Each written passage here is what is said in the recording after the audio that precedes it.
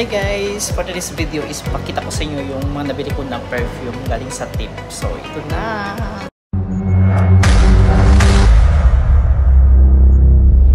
Nung nakarang araw is nakatip ako ng 30 real. Actually it's not 30 real, it's 42 real because nabumili yung kapatid ng madam and then nabigay pa siya ulit ng 12 real. So ito yung nabili ko guys. So 10 real lang ito siya sa lagang 10 real. So ito yung nabili ko guys sa tip ko na 30 real. Tatlo yung binili ko. Actually apat yung child is nakabili na ko nakaraan. Yan. Pag 10 real lang siya. Mga ano mo to siya guys, hindi siya totally na ano, parang ano lang siya class A na perfume. Pero ang bango-bango siya. Para siyang Polo Sport. Yung amoy niya Polo Sport siya guys. Yan. Ang amoy niya is parang Polo Sport. Yan. Ang bango niya. Tag 10 real lang ito siya. Tag 10 real. So, bumili ako ng 3 piraso. Kasi nga, gusto ko yung amoy. Meron din ako nabili dati na ibang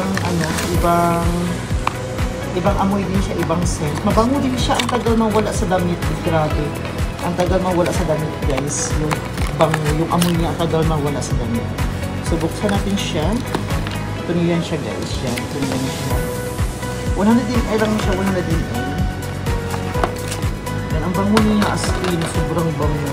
Ang tagal mawala ang amoy, 24 hours bago mawala yung amoy niya, guys. Kapag labahan pa nga yung damit is, andun pa yung amoy niya. Yan lamang po. Ito po siya yung mga nabili ko sa lagang Tenerial.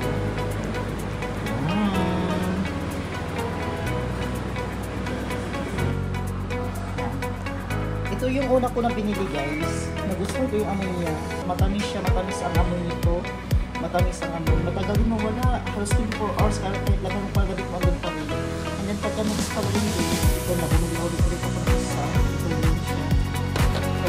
Kagama siya dagyan niya. Ang ganda din ng amoy niya. Ang parang Polo Sport siya guys. Parang Polo Sport yung amoy niya. And then ito siya yung carton. Yung carton nito tinapon ko na.